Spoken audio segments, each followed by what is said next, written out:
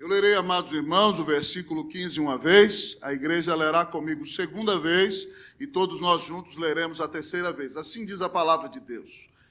Tu, Senhor, aumentaste o povo e tem sido glorificado. A todos os confins da terra dilataste. Vocês, irmãos.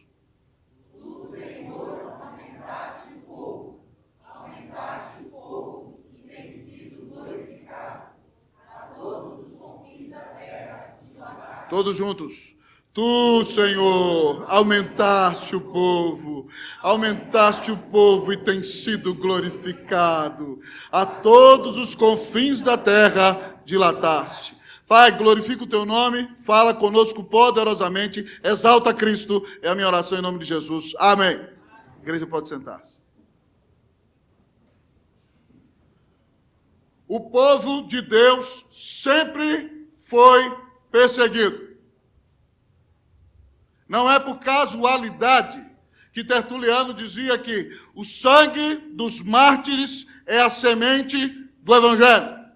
O sangue dos mártires é a sementeira do Evangelho. E desde o Antigo Testamento, o povo de Deus sempre foi perseguido. Haja vista que Caim matou o seu irmão Abel, porque este era fiel a Deus. Foi desde o início. E no Antigo Testamento o povo de Deus viveu muitas lutas, queridos irmãos e irmãs. Nos dias de Isaías, o império assírio dominava o mundo, mas logo surgiria o império neobabilônico, e depois os egípcios também eram muito fortes. O reino de Judá tinha guerra contra os sírios e também contra o reino do norte de Israel. E Isaías vivenciou dias de guerra, dias de luta, dias de grande angústia. E ele compartilha conosco que nesses dias de luta, tal como diz Tertuliano, nesses dias de angústia, nos dias de exílio, Deus fez o seu povo crescer. Quando Deus mandou o seu povo para a Babilônia, para o exílio, ele lhes mandou ter filhos e filhas no exílio. E lá eles se multiplicaram. E tal como Deus fez o seu povo crescer no Antigo Testamento, é Deus quem faz o seu povo crescer nos dias do Novo Testamento. E o nosso texto nos diz, tu, Senhor, aumentaste o povo e tem sido glorificado. O texto, amados irmãos, fala para nós do crescimento da igreja. E o texto, então, nos apresenta como a igreja cresce. Como a igreja cresce.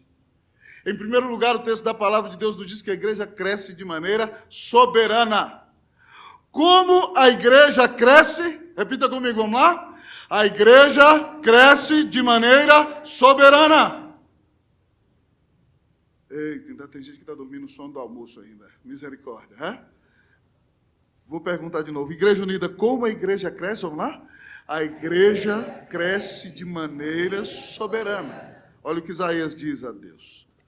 Tu, Senhor, aumentaste o povo. Aumentaste o povo. Isaías nos diz, queridos irmãos e irmãs, que quem faz a igreja crescer, tanto no Antigo como no Novo Testamento, é o próprio Deus. É Deus, amado amigo e irmão, quem converte o pecador a Ele. A palavra de Deus nos ensina, queridos irmãos e irmãs, que todos nós somos naturalmente mortos em nossos delitos e pecados.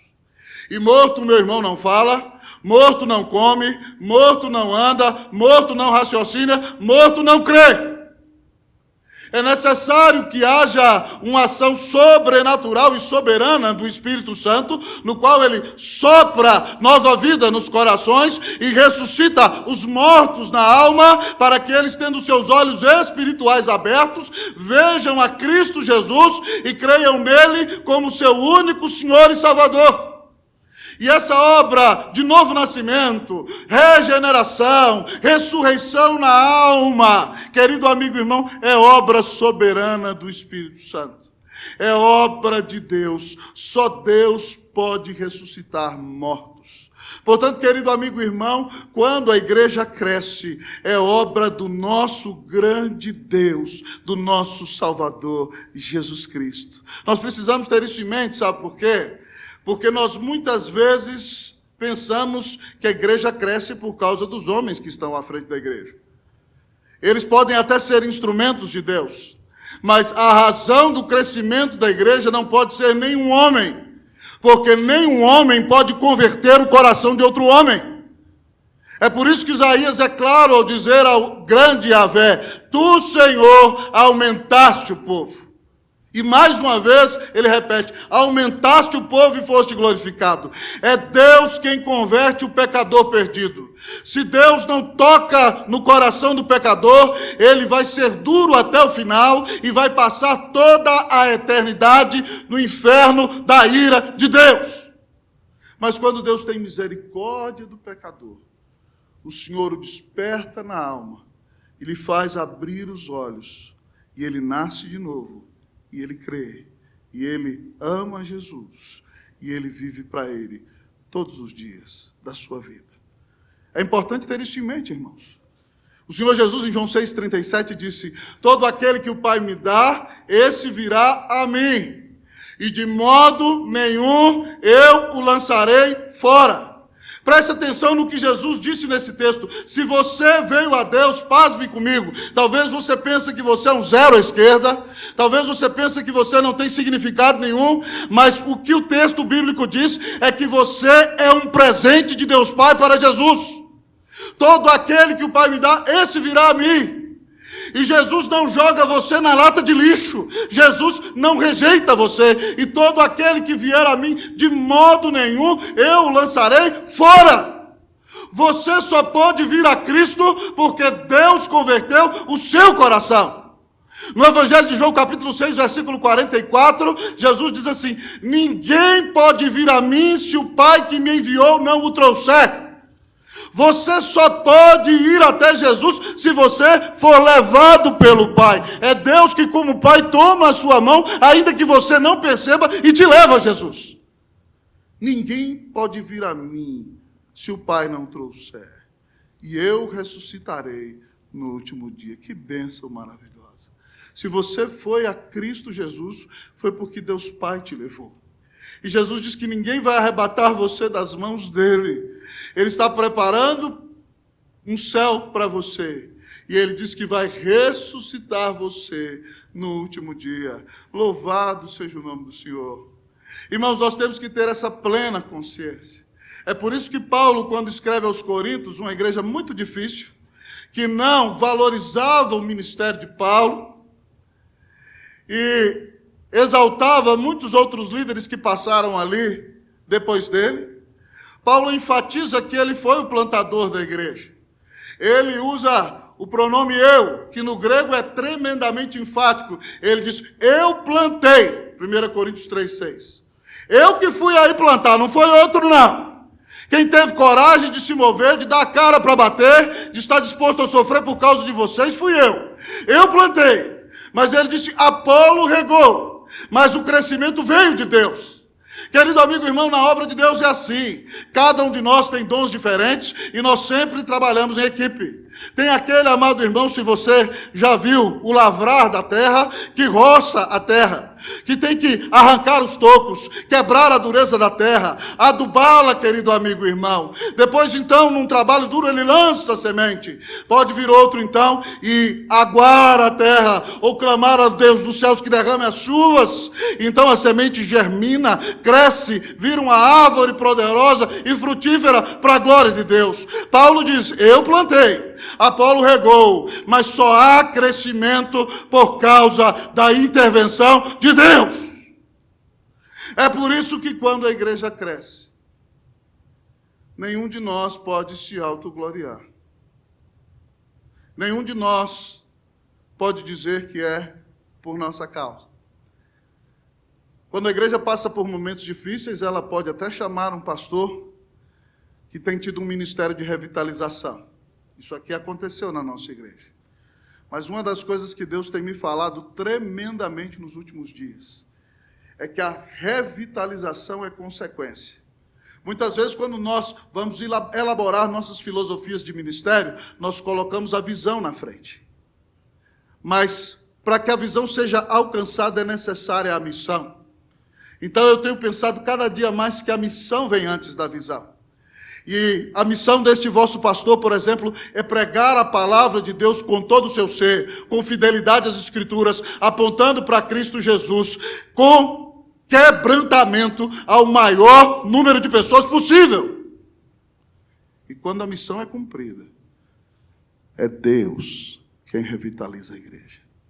Pensando nisso nesses dias, irmãos, Deus tirou um caminhão das minhas costas. Quem faz a igreja crescer não sou eu. Quem faz a igreja crescer é Jesus. E por isso que toda a glória tem que ser dada a Ele. Então, se você está vendo a sua igreja crescer, e está vendo o Espírito Santo agir no meio da sua igreja, é graça do Senhor Jesus.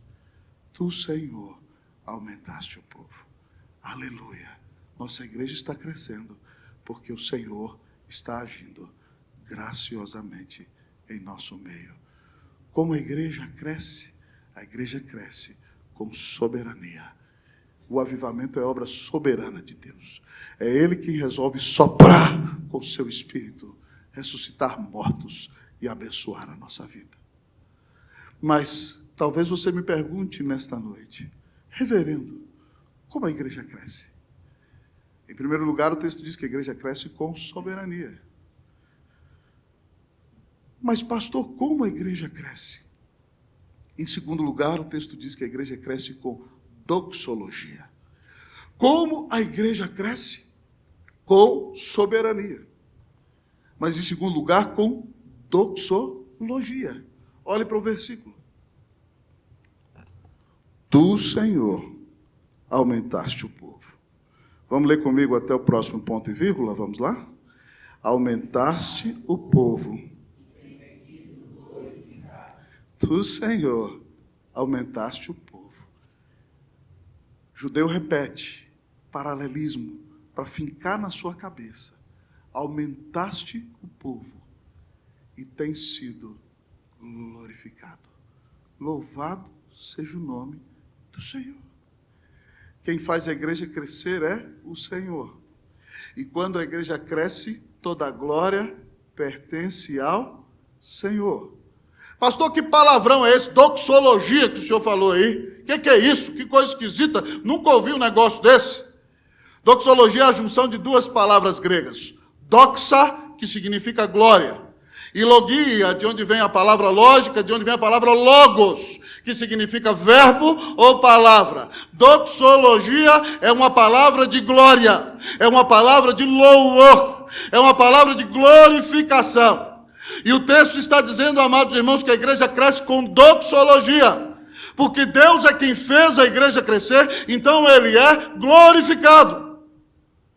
Eu gosto muito de John Piper, amados irmãos, quando ele nos apresenta algo mais além do nosso breve catecismo.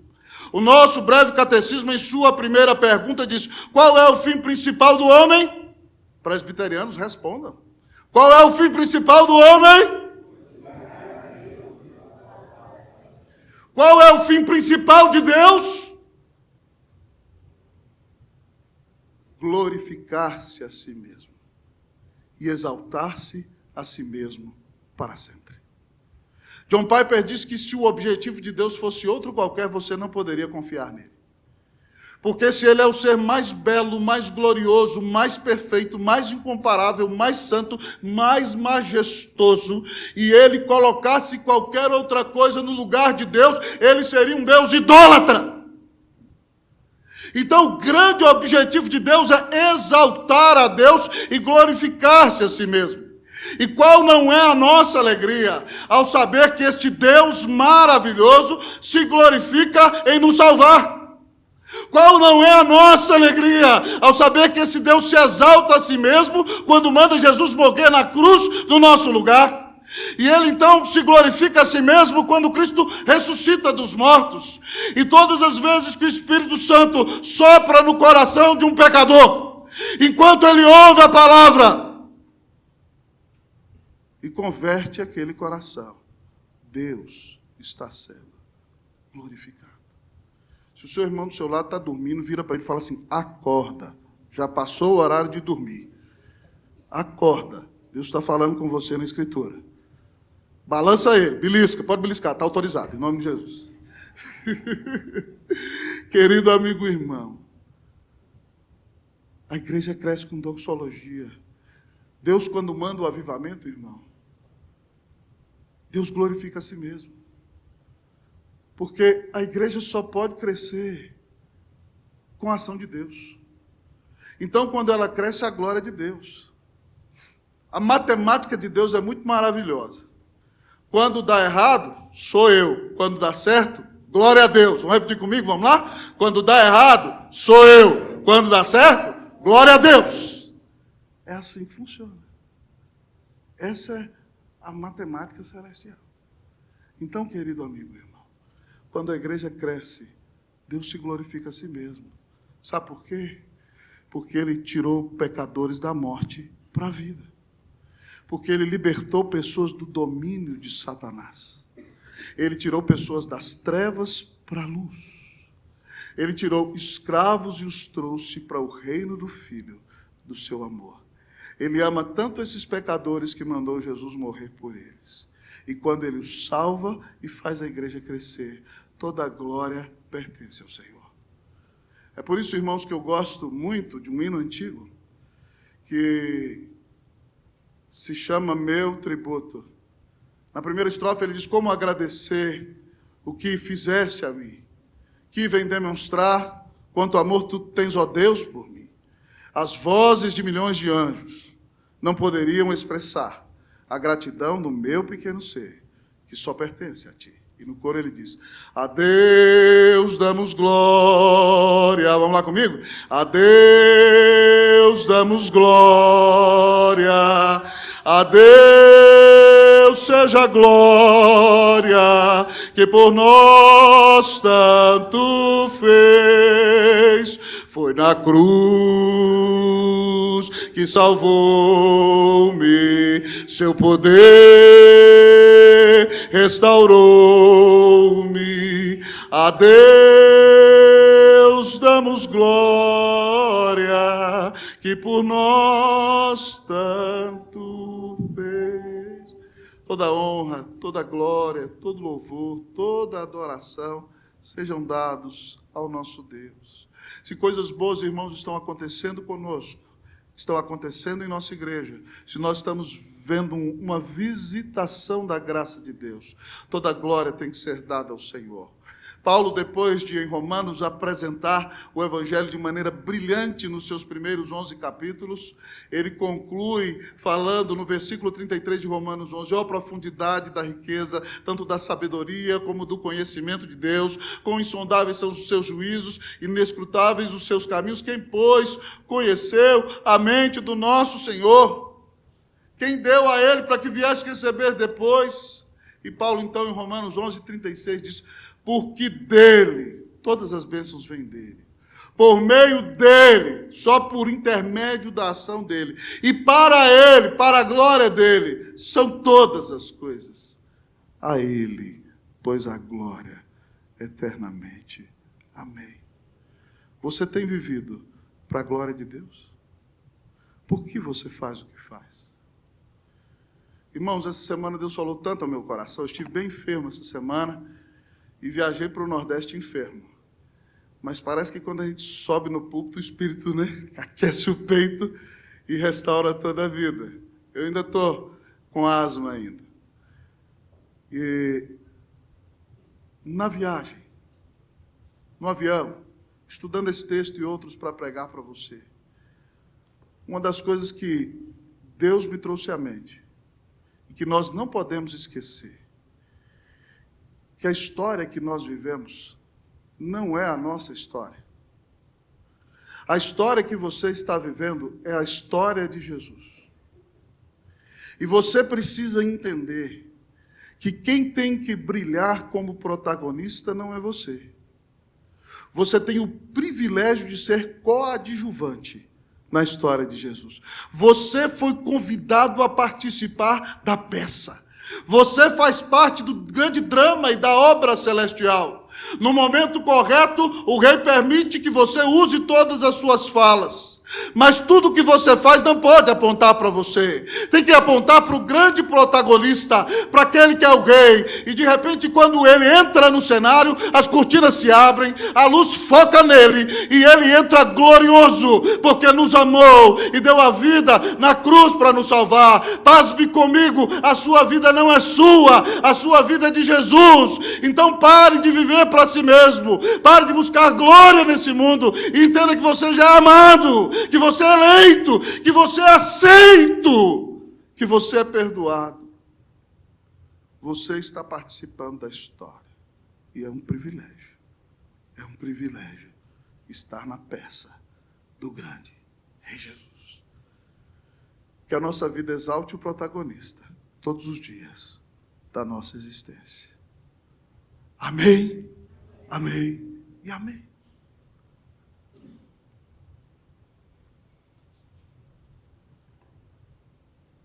Como a igreja cresce? Como você acha que a igreja cresce? Aprendemos que a igreja cresce com soberania. Como a igreja cresce? A igreja cresce com doxologia. Mas a Unida está cheia de jovens universitários. Peçamos ajuda aos universitários. Universitários, ajudem-nos. Como a igreja cresce? Em último lugar, o texto nos diz que a igreja cresce com missão. Como a igreja cresce? A igreja cresce, em primeiro lugar, com soberania. Em segundo lugar, com doxologia. Mas, em último lugar, a igreja cresce com missão. Eu vou ler todo o versículo uma vez, você lê a segunda vez. Tu, Senhor, aumentaste o povo. Aumentaste o povo e tem sido glorificado. A todos os confins da terra dilataste. A todos os confins da terra dilataste. Vocês leiam todo o versículo novamente. O Senhor aumentaste o povo e tem sido glorificado. A todos os confins da terra dilataste. Se você ler esse texto desavisadamente, você talvez vai imaginar Deus esticando as fronteiras das nações e dilatando as mesmas. Mas esse verbo dilatar-se, que é tão poético e maravilhoso aqui no hebraico, ele está num paradigma verbal chamado piel. E o piel tem a ideia de intensificação. E talvez uma tradução mais literal deste texto seria dizer que para longe tu enviaste o teu povo. E, amados amigos e irmãos, o que o texto quer dizer é que quando Deus manda o seu povo para o exílio, a partir do exílio na Babilônia, o povo judeu se espalha pelo mundo inteiro. E pasme comigo, na maioria dos lugares do mundo em que você vai, você encontra judeus. Há alguns anos atrás, amados irmãos, eu passei numa livraria, numa época que eu estava sem dinheiro. E eu olhei um livro e falava assim, a influência dos judeus no desenvolvimento industrial do Brasil. Eu li, reli, eu falei, compro, não compro, e agora quem poderá me ajudar? Ainda bem que a minha mulher estava do meu lado, lá em casa já tem muito livro e eu não pude comprar. Hein? Mas eu pensei, voltar lá para comprar. Mas pasme comigo, onde você vai no mundo tem judeu. E onde o judeu chega, ele prospera. Eles trabalham unidos. Naquela época, essa promessa de Isaías se cumpriu. O povo judeu se espalhou pela Babilônia. E pasme comigo, o povo não só se espalhou, mas eles ocuparam grandes áreas de influência. Você há de se lembrar que Mordecai foi um grande líder no exílio. Esther se tornou uma grande rainha. Esdras, um sacerdote respeitadíssimo. Neemias era o próprio copeiro do rei. Alguém que sacrificava sua vida virtualmente pelo rei todos os dias. Daniel foi um dos cientistas políticos e profeta mais influente da história da humanidade. Ele aconselhou reis do Império Medo-Persa e do Império Babilônico. Deus espalhou o seu povo para que a sua influência fosse maior. O texto diz aqui que Deus fez com que o seu povo se dilatasse. Ele foi levado para longe, para alcançar mais pessoas. Qual não foi a minha alegria, amados irmãos? Um dia desse, quando o nosso presbítero Cleverson, não me lembro se no WhatsApp ou na reunião do conselho, compartilhou conosco quantos membros nós recebemos aqui, no tempo em que a Cracolândia esteve à porta de nossa igreja.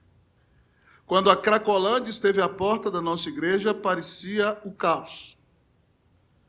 Parecia o pior cenário do mundo. Algumas pessoas me ligavam: pastor, será que Deus nos abandonou? Será que Deus se esqueceu de nós? E eu abordei com vocês aqui o ano passado, muitas vezes, o tema do exílio. Que o exílio é um lugar de crescimento. Que o exílio é um lugar de readaptação. Que o exílio é um lugar de resiliência. Que o exílio é um lugar de uma expansão maior. Que o exílio é um lugar onde a nossa visão se expande e nós deixamos de olhar somente para o nosso próprio gueto e entendemos que somos chamados para abençoar o mundo.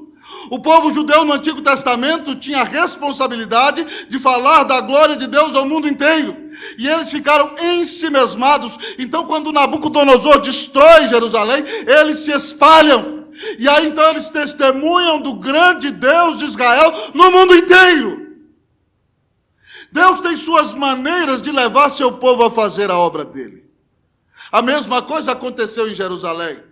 O Senhor mandou os apóstolos pregarem o evangelho a toda criatura.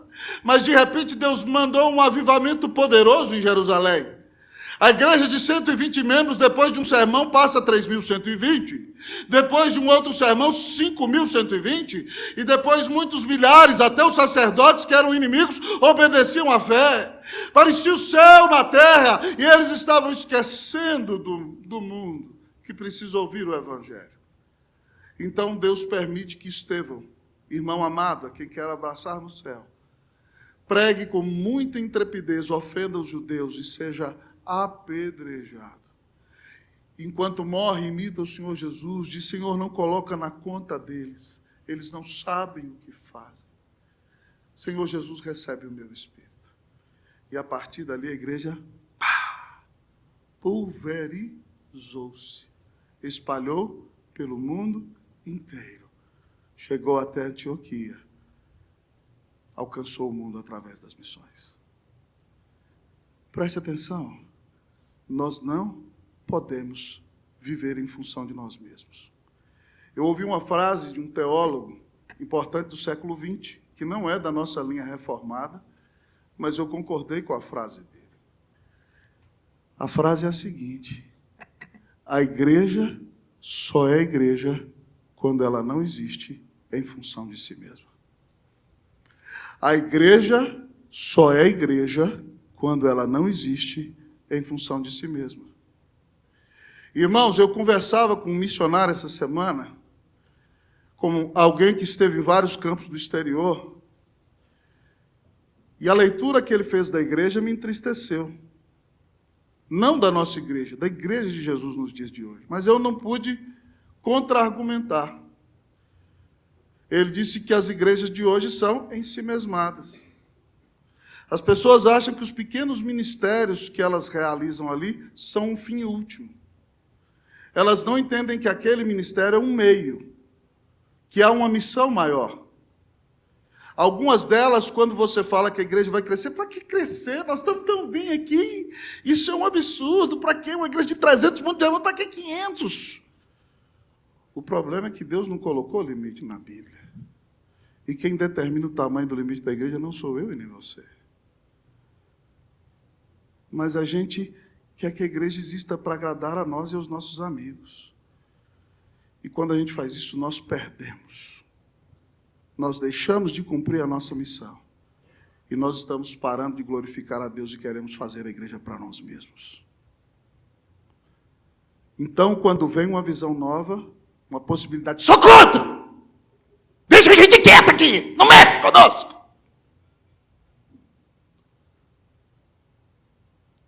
Nós temos que tomar cuidado para não nos opormos ao próprio Senhor Jesus e ao que Ele está fazendo no nosso meio. Que na nossa igreja nós não pensemos que nossos ministérios, nossas sociedades internas, são um fim em si mesmo.